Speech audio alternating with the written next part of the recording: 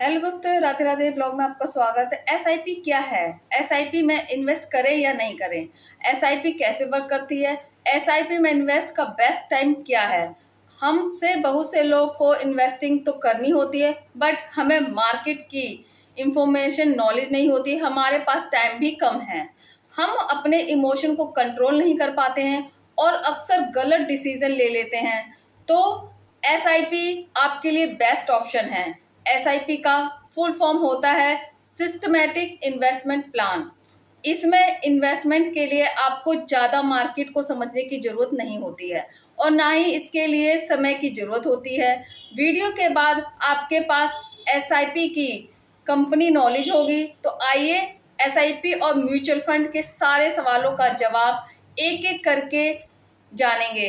SIP क्या है? SIP के एक इन्वेस्टमेंट स्ट्रेटजी है जिसकी हेल्प से आप म्यूचुअल फंड के जरिए स्टॉक में इन्वेस्ट कर सकते हैं। बेसिकली होता क्या है, हम इन्वेस्ट के लिए एक एक्सपर्ट का सहारा लेते हैं। अपने पैसे हम एक एक्सपर्ट को देते हैं जो अपना टाइम और नॉलेज लगाता है हमारे पैसे को अच्छी कंपनी में इन्वेस्ट करने के लिए, जिसके बदले में आपके प्रॉफिट का कुछ हिस्सा अपने पास रख लेता है और बचे हुए प्रॉफिट्स आपको दे देता है। अगर वह एक्सपर्ट लॉस करता है तो उसे आपको कुछ नहीं देना होगा, लेकिन फिर भी आप उसकी फीस के बारे में थोड़ा जान ले। फर्स्ट ऑफ ऑल आपने म्यूचुअल फंड को सिलेक्ट करें, फिर अपनी एसआईपी बनाओ। इसका मतलब महीने आपको म्यूचुअल फंड में एक फिक्स अमाउंट इन्वेस्ट करनी होगी। मान लो आप हर महीने 1,000 रुपये इन्वेस्ट करना चाहते हो, तो आप अपने फंड में ऑटो डेबिट लगा लो, जिससे हर महीने आपके एसआईपी आपके बैंक अकाउंट से हर महीने डेबिट होती रहेगी। इससे आपको एसआईपी के लिए बार बार देखना नहीं होगा। आप आराम से अपनी जॉब कर सकते हैं। कौन से फंड बेस्ट हैं? म्यूचुअल फंड दो तरह के होते हैं, एक्टिवली म्यूचुअल फंड और instantly mutual fund. Actively mutual fund में एक एक्सपर्ट लगातार मार्केट की मूवमेंट के हिसाब से इन्वेस्ट करता रहता है। दूसरी तरफ आप इंटरडेक्स म्यूचुअल फंड में पैसा लगाकर भूल जाते हो, 10 से 15 साल बाद निकालते हो। इस फंड में आप देश विदेश की टॉप 5 कंपनीज में इन्वेस्ट कर सकते हो। अजुमा करके चलते हैं कि देश की टॉप 5 कंपनी जिसकी कंडीशन में बेस्ट परफॉर्मेंस करेंगी। इंडिया के इंडेक्स फंड को निफ्टी 50 कहा जाता है। यहाँ पर आप सोच रहे होंगे कि एक्टिवली म्यूचुअल फंड बेस्ट है क्योंकि वहाँ एक्सपर्ट लगातार देखते रहते हैं, तो इससे ज़्यादा रिटर्न देखने को मिलेगा, बट ऐसा नहीं है। हाँ, शॉर्ट टर्म में वो इंडेक्स फंड में ज़्यादा रिटर्न दे सकता है, बट अपनी इन्वेस्टिंग जर्नी फिर से शुरू करनी हो तो वो इंडेक्स फंड से ही शुरू करेंगे। एक स्टडी में पाया गया है कि पिछले 20 से 85 active mutual fund index fund को बीट नहीं कर पाए हैं। एसआईपी की हेल्प से आपको कितना रिटर्न मिल सकता है, आपको कितना रिटर्न मिलना है, यह 3 फैक्टर पर डिपेंड करता है। नंबर 1, आप कितने रुपए मार्केट में लगाते हो, जितना ज़्यादा पैसा उतने ज़्यादा रिटर्न।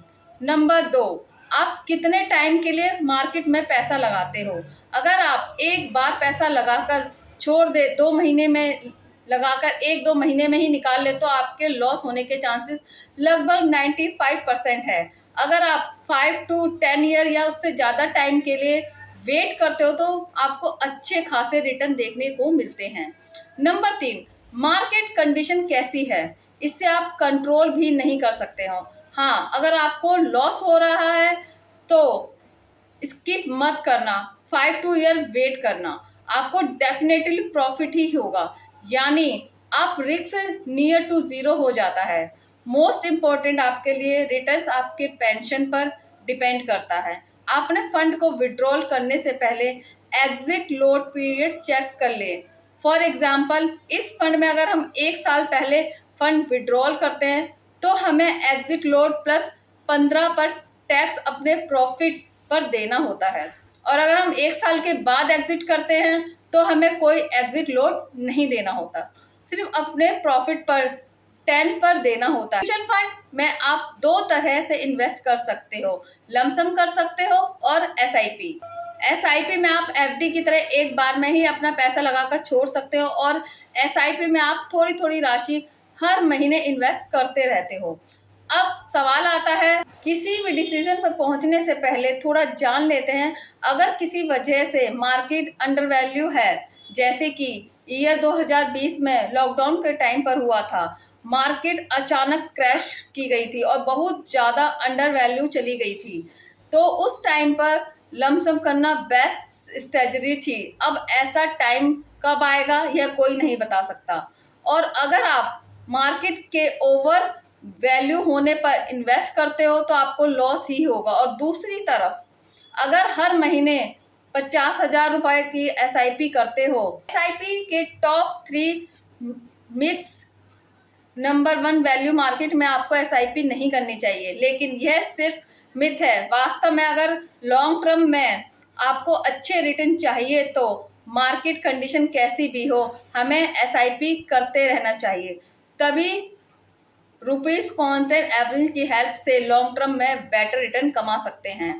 मिथ नंबर 2, एसआईपी को मॉडिफाइड नहीं किया जा सकता, लेकिन असल में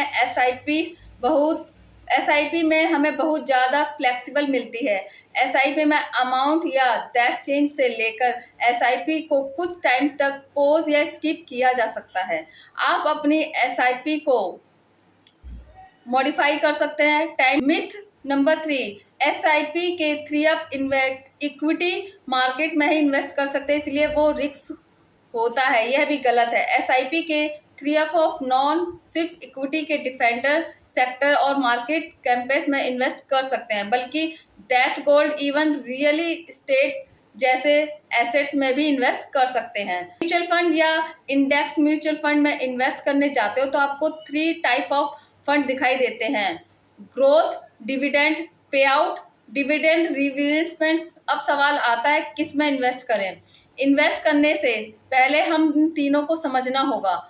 नंबर 1, ग्रोथ। इसमें आपके द्वारा किया गया इन्वेस्ट होने वाला लाभ या मुनाफा से फिर से इन्वेस्ट कर दिया जाता है। इसमें आपको कोई भी लाभ या डिविडेंड नहीं दिया जाता है, बल्कि उन्हें भी इन्वेस्ट कर दिया जाता है। इसमें इन्वेस्ट की गई यूनिट्स की वैल्यू टाइम के साथ कंपाउंड होती जाती है। Number 2, dividend pay out. इस फंड में कंपनीज द्वारा अपने लाभ में से कुछ हिस्सा डिविडेंड के रूप में इन्वेस्ट को डायरेक्ट उनके बैंक अकाउंट में कैश के रूप में भेज दिया जाता है, जिससे रेगुलर एक अच्छी खासी इनकम जनरेट होती है। नंबर 3, इस फंड में डिविडेंड तो दिए जाते हैं, बट कैश में ना देकर उनको डिविडेंड में म्यूचुअल फंड की एक्स्ट्रा यूनिट परचेज करा दी जाती है।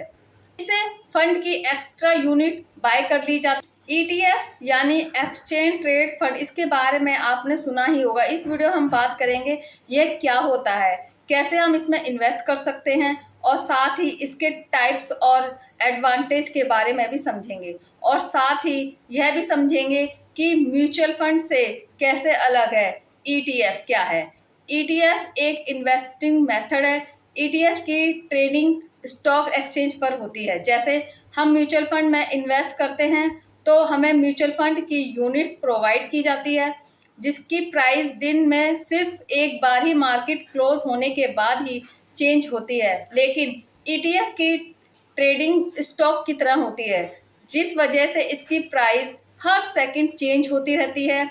हम इसमें स्टॉक की तरह ही आसानी से बाय और सेल कर सकते हैं। ईटीएफ में स्टॉक म्यूचुअल फंड दोनों के कैटेगरीज होते हैं। ईटीएफ के सेवरल टाइप्स हैं। For example, stock ETF, bond ETF, commando ETF, gold ETF या रियल एस्टेट ईटीएफ। एक ईटीएफ जिस टाइप का होता है उसके फंड उसी टाइप की चीज़ों में इन्वेस्ट रहते हैं। जैसे स्टॉक ईटीएफ में ईटीएफ के फंड स्टॉक में इन्वेस्टेड रहते हैं, और गोल्ड ईटीएफ में ईटीएफ के फंड गोल्ड में इन्वेस्ट रहते हैं। ईटीएफ में हम म्यूचुअल फंड की तरह कोई मैनेजमेंट फीस नहीं देनी पड़ती है, उसमें हमें स्टॉक की तरह ब्रोकरेज और टैक्स देना पड़ता है। अगर आप डायरेक्टली खुद से स्टॉक में इन्वेस्ट नहीं करना चाहते तो इनडायरेक्टली स्टॉक मार्केट में इन्वेस्ट करने के लिए म्यूचुअल फंड और EATS बेस्ट है। इसमें ज़्यादा रिसर्च करने या मार्केट के ऑप्शन समझने की ज़रूरत नहीं है, बस आप अपना डीमेट अकाउंट खोलिए 500 रुपये से फंड ऑफर या कोई नई स्कीम का ऑफर है। एक्चुअली होता क्या है, जब कोई एसेट्स मैनेजमेंट कंपनी नया फंड लॉन्च कर रही होती है तो उससे फंड्स की रिक्वायरमेंट होती है जिससे वह शेयर्स, बॉन्ड्स आदि में इन्वेस्ट कर पाए, तो एएफओ के माध्यम से पैसा अरेंज करते हैं। गाइस, चाहे किसी भी तरह की इन्वेस्टमेंट हो, हमारा मेन मकसद है प्रॉफिट कमाना। तो ऐसे में हमारा नॉलेज ही अधूरा होगा तो हम राइट्स डिसीजन नहीं ले पाएंगे। तो कब प्रॉफिट फंड कितना होगा परफॉर्मेंस पर डिपेंड करेगा, ना कि एनबी पर। एनबी चाहे 10 हो या 100 हो या 1000 हो, इस पे कोई कोई खास फर्क नहीं पड़ता है। एनएफ कोई रातों रात पैसे डबल करने वाली स्कीम नहीं होती है। जैसा कि मैंने एक्सप्लेन किया है, आपका प्रॉफिट एनबी पर नहीं, परफॉर्मेंस पर डिपेंड करता है। तो आपको किसी ऐसे फंड एफपीओ की तलाश करनी चाहिए जिसका ट्रैक रिकॉर्ड अच्छा हो, जिसका पोस्ट परफॉर्मेंस ब्रिलियंट हो। दोस्तों, अगर आपको यह इंफॉर्मेशन अच्छी लगी हो तो वीडियो को लाइक करें, कमेंट में बताओ कि आपको वीडियो कैसी लगी। धन्यवाद दोस्तों।